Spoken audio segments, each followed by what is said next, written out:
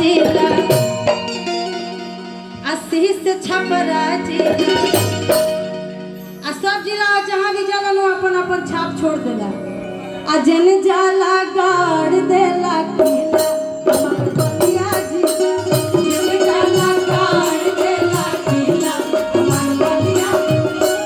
ऐसे आया ना जिला भी से हाथे बलिया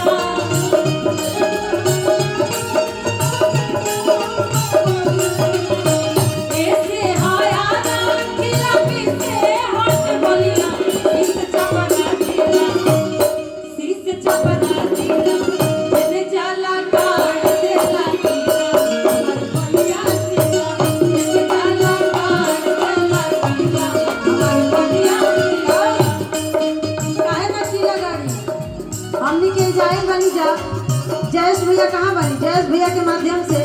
पंकज भैया के माध्यम से जवन बहिनन पैसन भाई के हाथ रही तो कोनो चीज के डर रही भैया ना रही तबे तो बहिनिया कहिया सा का हाय पुलिस सरकार का करे हाय पुलिस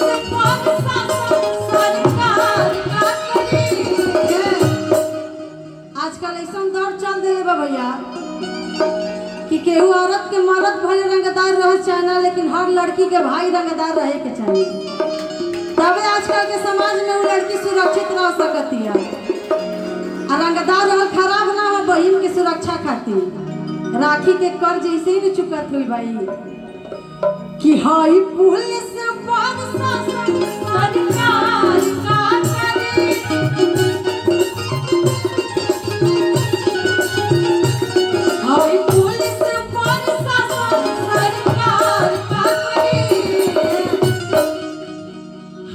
भैया रंगदार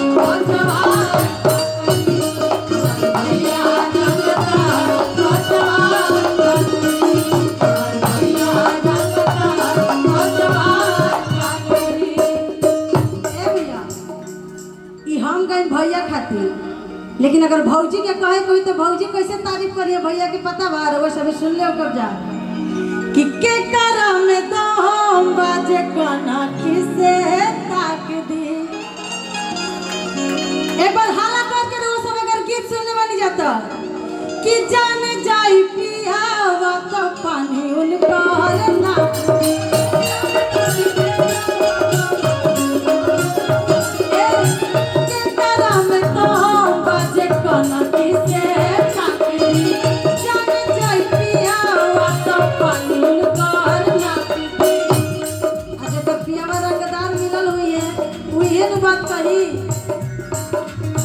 साहब ना हो